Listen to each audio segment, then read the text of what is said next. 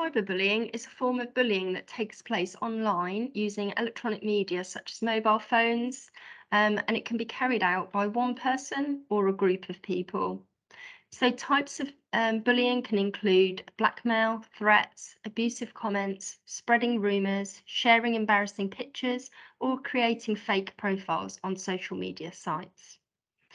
And cyberbullying can be one of the toughest types of bullying to cope with. Smartphones and other devices means that there is no escaping it, and so it continues to happen around the clock. And then those words and those images are preserved online for others to see, which can contribute to more people joining in on that bullying. So, what is the law around cyberbullying? Well, it's not a crime in itself. However, the acts and the behaviour within those incidents of online bullying can amount to offences, and they would be dealt with accordingly by the police. So we do have laws to assist us to deal with cases of cyberbullying, and those include the Protection from Harassment Act and also the Malicious Communications Act. So how do you know if your child is being bullied? Well, there's no one sign to indicate that a child is being bullied online. However, there are a number of things that as parents you can be aware of, which may indicate that they are being bullied, especially those that are out of character, and it may just prompt you to ask them, are you okay? So these things could be that they're appearing anxious, upset, or abrupt after using their device. And it may be that they're more protective of their device, or they're using it more or less than usual, and they don't want to talk about it if you're bringing this up. They could have mood changes, and they could be avoiding school or social situations. And they may also complain of an illness.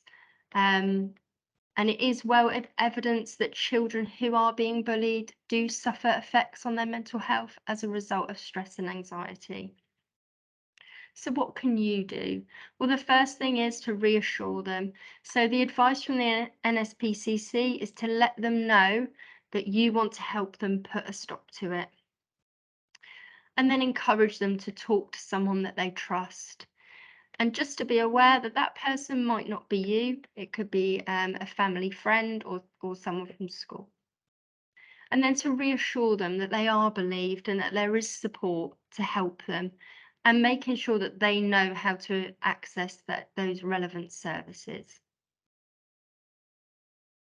So how can you help them cope and manage the process?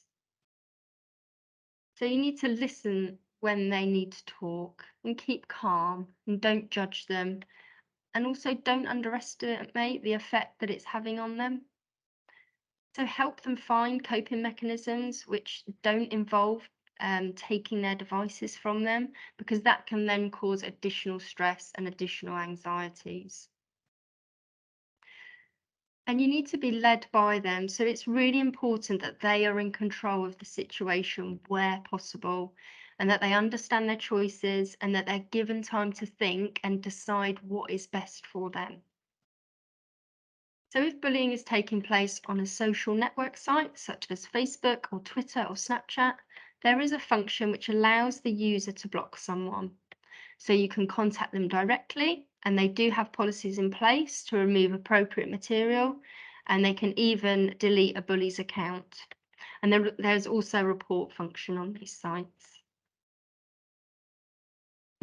So there is a website called NetAware, and that's in partnership with the NSPCC and O2.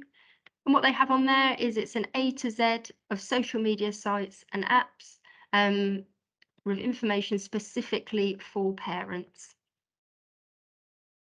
So what if you need help? So often parents are unable to resolve the situation for their child alone, as it is so complex and sensitive or severe in some cases. So it may be necessary to involve the school or the club or the youth group or even the police to help address what is happening. And it is perfectly understandable that when parents require help, and it is often needed to resolve some cases of cyberbullying. So, in a case where your child is subject to severe or persistent bullying, it is recommended that all emails, messages, and screenshots of social media posts are stored as evidence of the bullying. And although, as I said, bullying is not a crime in itself, the behaviours and the actions of the bullies can be.